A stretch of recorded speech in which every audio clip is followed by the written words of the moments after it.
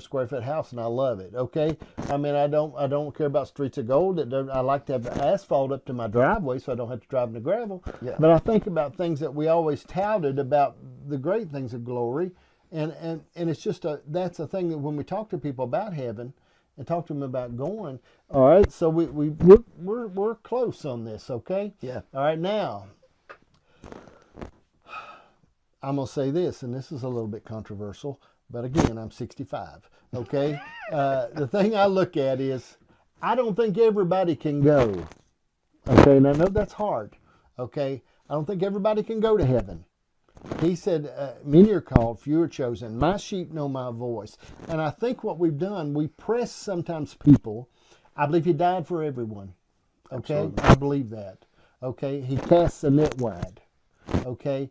But in the end, he'll bring his sheep in.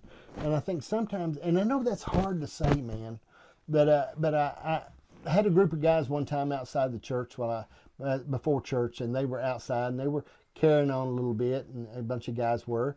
And so I walked over to them while church is in there singing stuff, just walked over to them, and they told me, said, "Preacher, don't come over here. We don't want to hear nothing about that." I said, "Well, I'm not going to talk to you about the Lord. It probably won't even work for you."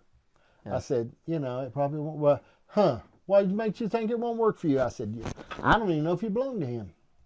I said, how am I supposed to know? I mean, I don't know a lot about this stuff anyhow. Yeah. I don't know if you belong to him, don't belong to him. Then they got to ask me questions. I said, I don't want to talk to you about a whole lot because it might even not concern you. Right. There's no sense in me carrying this conversation on. Right. But see, I know that's a hard thing, and I know because we're reaching out to people all the time. Sure. And we're sharing, we're casting the net.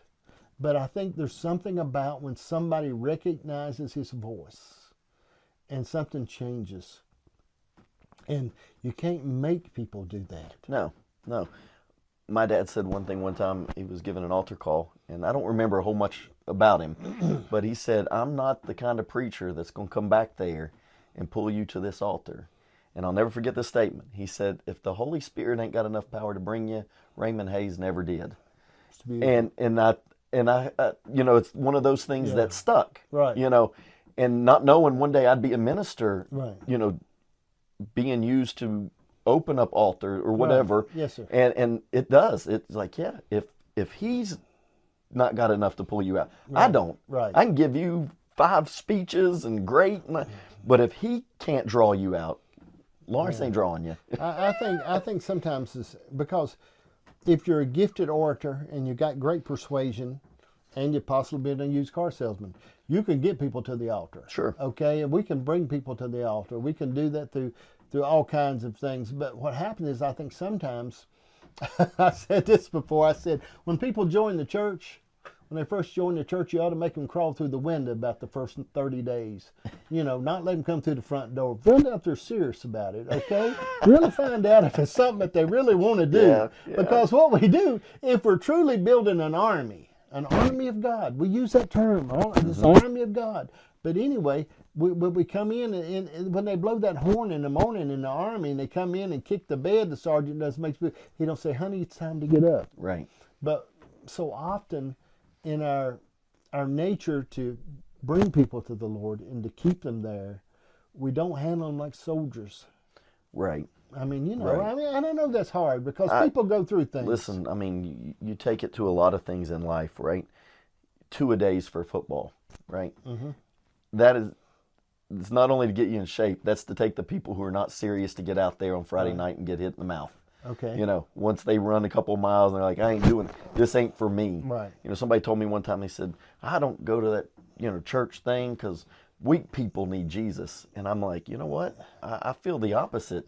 I think if you can do whatever you want to do, it doesn't take any courage. It doesn't take any discipline. It doesn't take any mindset. Right. For me, it takes strength to go, okay, I'm going to follow his will because Right. his path has nothing to do with my fleshly nature. Yeah. So I have to tap out of that and trust him. Right.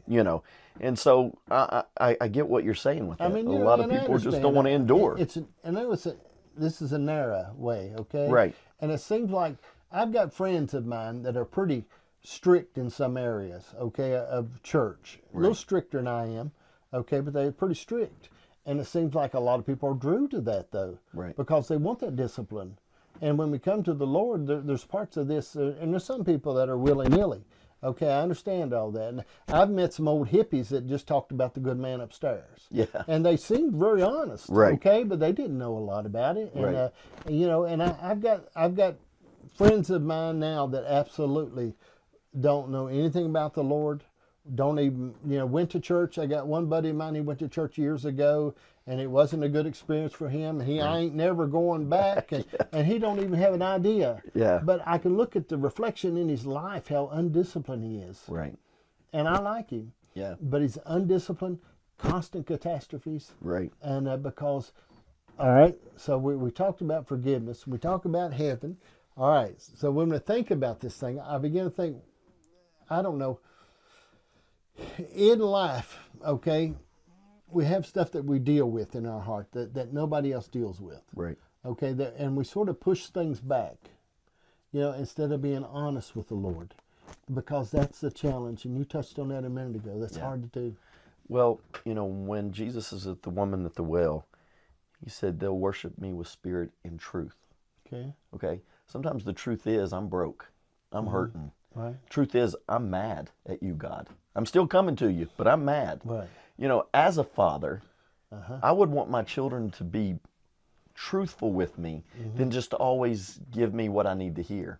Because number one, I can't fix it or get on a common ground with them right. and figure it out. And I think we have taught people to, you know, come to church and look like everything's great. And if you look desperate, then, I mean, you were talking about that earlier, if you look desperate, then that's not right. I think the church needs some people like the blind man that says, when they say, shh, no, listen, I'm desperate. I can't Right. have this Yes, pass sir. me by.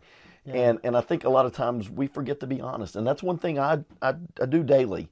Because there's some days, you know what, I'm just brutally honest. You know, Yeah, just,